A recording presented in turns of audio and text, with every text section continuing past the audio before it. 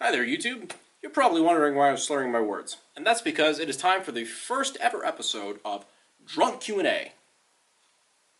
You can put a cool title behind that, right? Not make it seem so weird.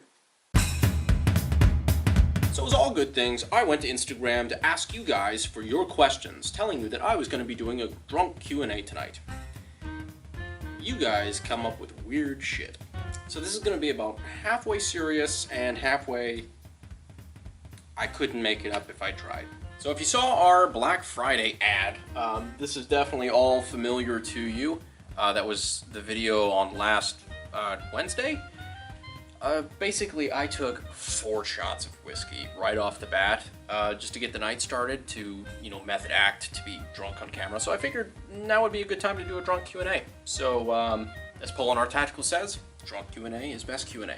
So let's get to the questions. So here we go. Let's see. Question 1. Andrew from GY6Vids asks, so what product do you use to gain such flowing locks? Seriously, the people want to know. I woke up like this. Marcus asks, are traps gay?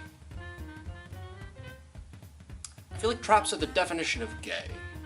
It's a trap! Dalton asks, any plans to produce a 9x19 AK? No, not really, especially with the PAK-9, I think, coming out of Romania now, and there's plenty of options if you want a 9x19 AK. I couldn't compete at the price point because people are poor and they bitch about anything that's over $600. Is that too bitter? Kalash Dude asks, favorite gun guy movie of all time? That's definitely got to be War Dogs, with Lord of War coming in at a close second. War Dogs is fun because it's awesome. It's almost like this Wolf of Wall Street thing about, those 2 guys that got in a lot of trouble because they were, selling illegal Chinese ammo and everything. So it was a cool movie. Really, if you haven't seen it, it's an awesome movie. But it was awesome because picking up chicks at the bar from that movie was so popular, I could literally just say, when they ask, what do you do for a living? Well, you ever see War Dogs? Boom, and they run away. So, Kyle asks, what's your opinion on AK pattern shotguns? Well, I do own one. I've owned one for a little while, a Sega 12 that I've kind of parted out over the years, but I'm quite endeared to it. Nowadays, I think the SDS Imports Lynx 12 is probably a pretty good one. I like that one, and I like what the AWS guys are doing with the Trench 12. It's kind of cool, the whole firearm thing where they can make a short barrel shotgun that's not a short barrel shotgun, so you can own it without a tax stamp. It's actually kind of cool. I would recommend looking into it if you haven't seen it already. Surplus Arsenal asks, how long does it take for you to do your luscious hair in the morning? It takes all morning. That was kind of gay, wasn't it? AK-47 Shooter asks, 7.62 or 5.45? Honestly, if you'd asked me this question about 2 months ago, I would have told you, 5.45 Master Race. But I'm honestly starting to feel like 5.45 is fading away a little bit. I think 5.56 AKs are getting a little bit more prevalent and not as much for the bitch to build with different options out there. And I'm just seeing the 5.45 kind of fade a little bit, especially with the 7.6 import ban and everything. So if I had to call it long game, I actually say 7.62 by 39. So we'll see how this video ages, but I'm not feeling the same love for 5.45 anymore, at least not right now. Mason asks, are you going to be doing an AKG 74 soon? Well, tying into the last one about 5.45 versus 7.62, maybe. I mean, is kind of my answer. The problem is, lately, the AK-74 parts kits have kind of become hard to find, and because they're hard to find, they're becoming very expensive, so we could do an AKG 74. It's not that big of a deal, but I just don't think people would want to pay what it would cost, considering how cheap we can get the new Virgin forged Romanian parts kits for the 7.62 stuff. The Bulgarian AK-74 parts kits are getting a little stupid these days. You can practically buy a parts kit for those for the same price as you can get a low-grade AK, like finished and ready to shoot. So it's getting a little crazy. We'll see what happens. B asks, IO Inc. or Century Arms? So I put a lot of thought into that one. It's a very close race, but I'm going to have to go with Suicide.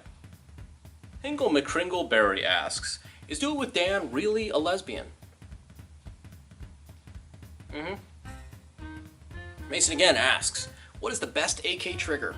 Honestly, I really do have a lot of love for the ALG AKT triggers. I was a big, polished G2 fanboy for the longest time. I really like those. I put them in all my builds and everything, but as soon as I tried the AKT trigger for the first time, I could never go back. And I know a lot of people don't like it because it's super light, and they used to have issues with the disconnector and everything like that, but honestly, I still think it's probably the best trigger out there for the price. CMC triggers is pretty nice too. We got one of those in the AK-50 right now, but I still give the edge to ALG Defense. From Polar Tactical, would you rather fight one horse-sized duck or 100 duck-sized horses? So there's actually been a bit of controversy about this one. I said I'd rather fight one horse-sized duck, because honestly my upper body is way better than my lower body because I habitually skip leg day, and I also feel like I would immediately go to the 7th ring of hell for kicking one duck-sized horse, because that is the cutest creature God or man could ever come up with. And I feel like I would punt one of them, feel like the ribs cracking in my foot, and just immediately curl into the fetal position and cry for the crime I've committed against the world. So definitely the horse-sized duck. The Lone Wolf Pack asks, if I shave my entire beard, then send you my beard to shove in your AK, see if it'll AK, can I get a free? Stop it. Get some help. Antoine asks, rifle first or body armor? Definitely rifle first, because you can have a lot more fun with a rifle than you can with body armor. And honestly, if you wake up to a crashing noise, something going bump in the night at 3 o'clock in the morning, and you show up with body armor and a baseball bat, you're gonna have a bad time. So thank you guys very much for submitting all your questions.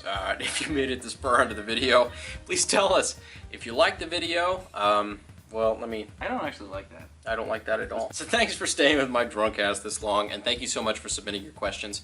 If you guys would like to see your questions featured in the next Drunk Q&A, which I feel like will probably be soon, please leave your questions in the comments, and we would love to get to it. Let me redo that. I feel like you were close. I really was close. Anyway, guys, I'm getting the numb tongue now. Thank you for staying with my drunk ass this long. If you enjoyed the video, please like and subscribe, and Alright guys, thank you for staying with my drunk ass this long. If you liked the video, please like and subscribe, and if you would like to see your video, this is so difficult. Anyways guys, thank you for staying with my drunk ass so long. If you liked the video, please remember to like and subscribe if you're not already subscribed. If you are subscribed, hit the bell icon. I hear a lot of big YouTubers say that, and I guess it helps with our analytics, so go ahead and do that.